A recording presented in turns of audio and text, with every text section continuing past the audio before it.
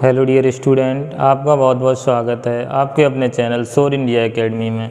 जैसा कि आपको पता है कि हम आपको सेमेस्टर एग्ज़ाम की तैयारी करवा रहे थे, जिसमें से हॉर्टिकल्चर का जो पोर्शन है production technology for vegetable and spice crops, तो उसमें से हम वेजिटेबल का पोर्शन लेके चल रहे थे। तो उसमें से आज हम बताएंगे ओकरा भिंडी के बारे में, लेडीज़ फिंगर। तो लेडीज फिंगर के बारे में सबसे पहले तो जो भिंडी है, भिंडी उत्पादन में हमारे देश का स्थान है वो प्रथम स्थान है। पूरे विश्व में भारत का स्थान प्रथम है भिंडी के उत्पादन में। और इसका जो यूज है, भिंडी का उपयोग कागज़ उद्योगों में भिंडी के जड़ और तनों का उपयोग कागज़ उद्योग व मिठाई उद्योग में इसका प्रयोग किया जाता है। और भिंडी में आयोडीन प्रचुर मात्रा में पाया जाता है, जो घेंघा रोगियों के लिए बहुत ही लाभकारी होता है। तो आइए बात करते हैं वानस्पतिक नाम। भिंडी का बोटेनिकल नेम है एवल मॉस्कस एस्कुलेंटस। एवल मॉस्कस एस्कुलेंटस।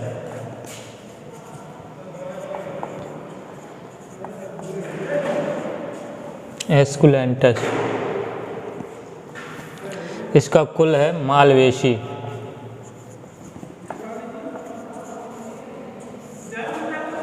उत्पत्ति स्थान की बात करें तो इसका उत्पत्ति स्थान है अफ्रीका।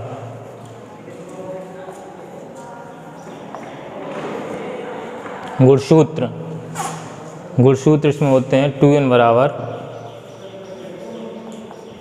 130। सब्जियों में सबसे अधिक गुणसूत्र है वो भिंडी में ही होते हैं 130। उपयोगी भाग, भिंडी का उपयोगी भाग कौन सा है? तो इसका उपयोगी भाग फल होता है। भिंडी के फल का प्रकार क्या है? तो इसका जो फल है इसका प्रकार है कैप्सूल।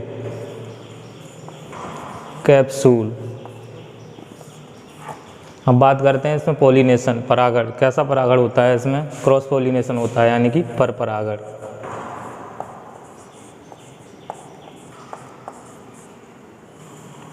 जलवायु भिंडी जो है वो आर्द्र एवं गर्म जलवायु की फसल है तथा इसे उष्ण और उपोष्ण दोनों तरह की जलवायु में उगाया जा सकता है। मृदा, वैसे तो भिंडी को हर तरह की मृदा में भली भांति उगा सकते हैं, लेकिन इसके लिए सबसे उपयुक्त मिट्टी है वो है बलुई दोमट मिट्टी। बलुई दोमट। उपयुक्त पीएच, इसकी मिट्टी का जो पीएच मान है वो कितना होना चाहिए? वो 6 से 7 होना चाहिए। अब बात पीएच मान की आती है तो कुछ स्टूडेंट होंगे जिन्हें पता ही नहीं होगा पीएच क्या होता है। Power of hydrogen. पीएच की खोज सर्वप्रथम किसने की थी? एसपीएल सोरेनसन ने। कब? 1909 में। क्वेश्चन पूछा जाता है पीएच पर अंकित खानों की संख्या। पीएच स्केल जो होती है उस पर अंकित खानों की संख्या क्या होती है? वो होती है 0 से 14।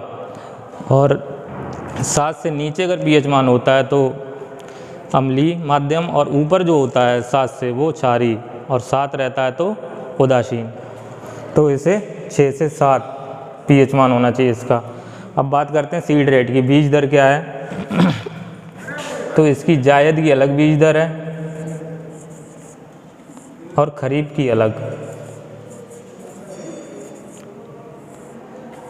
जो जायद की बीज दर है वो है 18 से 20 किलोग्राम पर हेक्टेयर। और खरीफ सीजन की जो है वो है 10 से 12 केजी पर हेक्टेयर। अब बात करते हैं खाद एवं उर्वरक की। तो FYM फार्म यार्ड मैन्योर, ये 20 से 25 ton per hectare.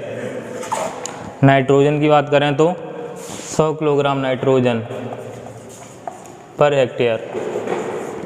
P2O5 phosphorus की बात करें तो 60 किलोग्राम फास्फोरस प्रति हेक्टेयर।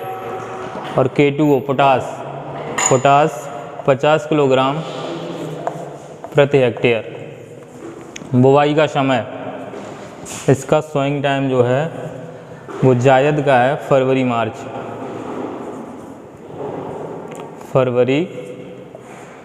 मार्च और खरीफ का जून जुलाई।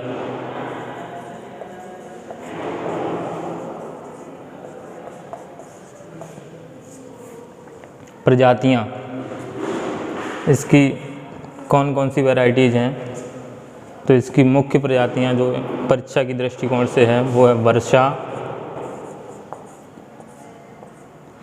परभनी क्रांति,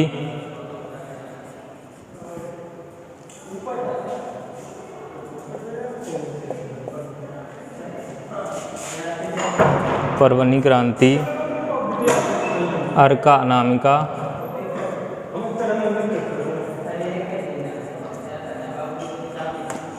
अर्का अभय,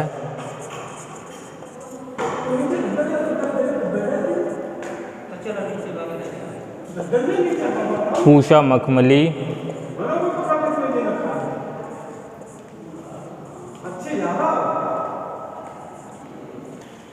तो वैरायटी वर्षा, परभनी क्रांति, अर्का अनामिका, अर्का अभय, पूषा मखमली, पूषा शाबनी,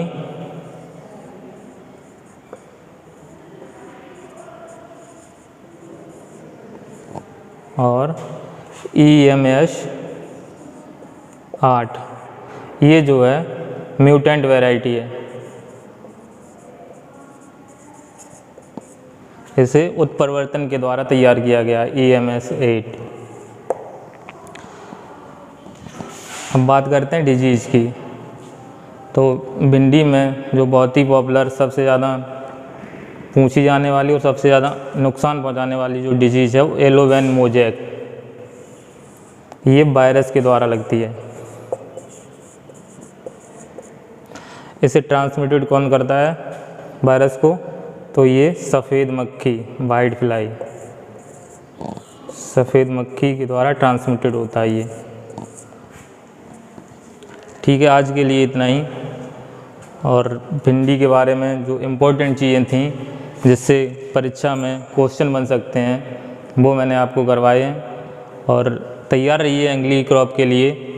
तब तक के लिए आप बाकी का जो सिलेबस है अपना देखते रहिए और पढ़ते रहिए। अगर आपको लग रहा है कि परीक्षा की दृष्टिकोण से हमारा चैनल आपको बेहतर कंटेंट दे रहा है तो हमारे चैनल को लाइक करिए, सब्सक्राइब करिए एंड शेयर करिए, और कमेंट करके ज़रूर बताइए कि क्लास कैसी लगी। ओके, बाय बाय, धन्यवाद।